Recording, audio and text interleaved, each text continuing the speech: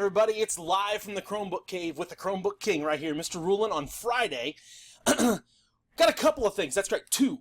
Count them two. Two tech tips today for our teachers. First off, I know most of us are on Facebook. I can't say all of us, but most of us are on Facebook. I have had numerous people tell me within the last couple of weeks that my Facebook profile's been hacked. What do I do? Well, there's an easy, quick solution. First off, we're going to talk about how to enable two-factor authentication, and this applies not only to just Facebook, but also to several other things, especially Gmail. If you use a home Gmail, there's a way to set up two-factor authentication, and basically, you're probably looking at the screen right now going, what the heck is two-factor authentication? Well, easy explanation. If someone tries to hack your account, let's say they log in from another computer or a phone that's not yours, Google or Facebook or any other service that offers the two-factor authentication, it recognizes that that's not your device. If you use a banking website, most banking companies, they utilize a protocol that allows for that, and it comes up and says, you need to verify yourself because I don't think I know who you are.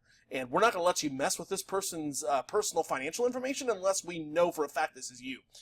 So, nonetheless, they offer these. You can turn that on at any place, any time that offers the two-factor authentication.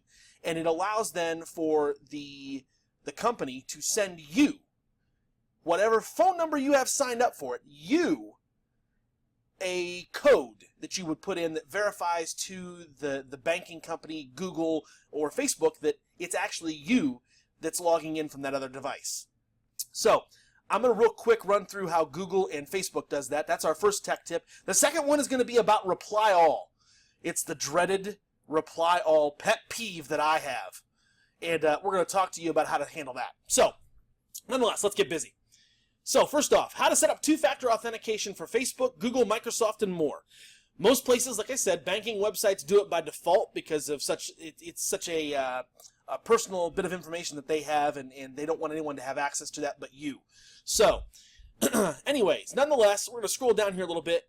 Two-step verification is available for Google. So it adds an extra layer of security to your Google account. You're allowed to add that for any account that you have through Google. And what it does is it's going to ask you to put in your cell phone number. And again, like it said, if it notices that you're not using the right device to access that account, it's going to ping up there and say, you need to verify, and say, this is the code that you just saw on your cell phone. And so you can enable that within the settings. So, let me scroll down a little bit more here. So you start with Google. Google makes two-factor authentication simple enough. It can be very frustrating to configure if you log into Google across multiple devices, but I think it's necessary. So you start by logging into your account and navigate to the security section of your account settings page. All right? So within Google, that's, I believe, under the gear icon in the upper right. And you pop down to the two-step verification section and flip it on by clicking the big settings button and following Google's step-by-step guide to link your account with your cell phone of choice. Or you can also do it with a landline. They'll actually phone call you. That's right. I don't know how many of you still use a landline, but they're going to actually phone call you on a landline and say, hey, this is Google. We need your verification code. It's not a human being, obviously, but nonetheless, it's kind of cool and funny. I don't know how many of you still use a landline. I know I really don't. I still pay for it, but I don't use it. Need to probably get rid of that. Anyways, here's a little display of where that's at. I'm going to maximize that little picture for you so you can see it. And again, it's under your Google account. You'll go into the settings portion and go to security, and you'll turn on that verification. And notice they blacked out the email address, but you'll have your email address there listed, and then you'll need to list a phone number. You can edit or remove it, and you can also have a backup phone number as well. There's also the option to enable it on a mobile application. So for Android, iPhone, or BlackBerry, if you use the Gmail app, you can enable it there. And then also, you can actually have it do printable backup codes so that you can have a list of those available. I don't know who would actually do this, and I'd be surprised if this doesn't go away within the next couple of years. So, nonetheless, there's that. That's for your Google account. Let me back out of this one and get back to it. So, By Facebook, it's a lot easier. The setup process is a lot smoother.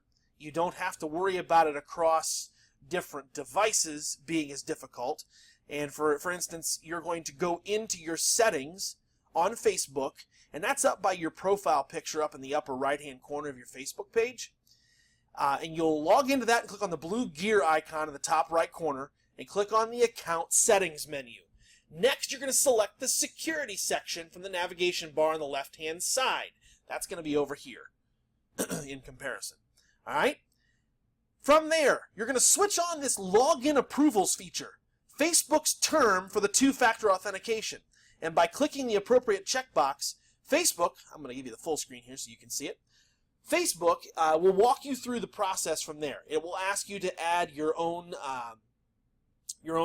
phone number and all that jazz, and it will send you those codes via the Facebook app, or I believe it's also through SMS. So this person that wrote this article for PC World says they recommend going the Authenticator app route, and it's simple to use, and you don't have to wait for Facebook service to text you the code. That could take you up to 15 minutes. Plus, you can also add a cell phone number as an additional backup if the app fails to work. So, there, in a nutshell, folks, that's turning on two-factor authentication. So, there's more steps to it, obviously, but you'll walk you through. In general, that gets you the nutshell. Now, let's go on to the other issue for today, the other tech tip. So, my biggest pet peeve when it comes to, hey, I just realized you can't see me. So, my biggest pet peeve when it comes to email is reply all. Absolutely despise it. People get an email from one person who it's sent to multiple addresses, and they've asked for a reply. Well, people don't read the email headers. They don't realize that there are 15 to 20 different people who receive the email. So we need to just take that part out of the equation. So what we're going to do is I'm going to show you how the easiest, and it's quick and easy. It's a secret, I promise. You just saw my forehead. It's a secret, I promise. Anyways, so it's a little thing called blind carbon copy. All right? So when you open your email, let me get to my Gmail page that I had open for you. And please don't judge when I show you the... yeah, my inbox is all over the place. So, anyways, when we go to Compose, and I'm going to pop this out here so that you can see. All right, so when we go to Compose an email,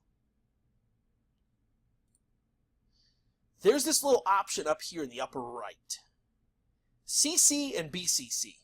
So carbon copy is the CC option, and that would be if you're working and you need to send something to a parent, but you also need to carbon copy your boss, your principal, whatever, you would put that in as a CC. You would want the recipient to see that, hey, I sent this also to somebody else, just to keep them in the loop. All right? So this little BCC option, that's when you're sending stuff to multiple people, but you want to respect the privacy of those individuals. So you don't want everybody to be able to see those email addresses. So what you're going to do is you're going to place all of those addresses in the BCC option. When it sends it out, all you get is an email that says an email that comes in that says it's to you, not 50 gazillion people. And then when someone hits reply all by accident, because believe me, that does happen all the time, it doesn't send it to everybody. It only replies to the person in the from field, which is absolutely awesome. And it saves me from having to go, oh my gosh, please stop the reply all chain. So, there in a nutshell, folks, this has been live from the Chromebook Cave on a Friday, first week of school, with Mr. Rulin. And look for these tech tips. I'm going to try, can't promise it, but I'm going to try to get a tech tip out to you folks at least each week. I already got a couple of things lined up for the next couple of weeks that I think will give us some good quality content for you. So again, this has been Mr. Rulin live from the Chromebook Cave. You have a great weekend, folks.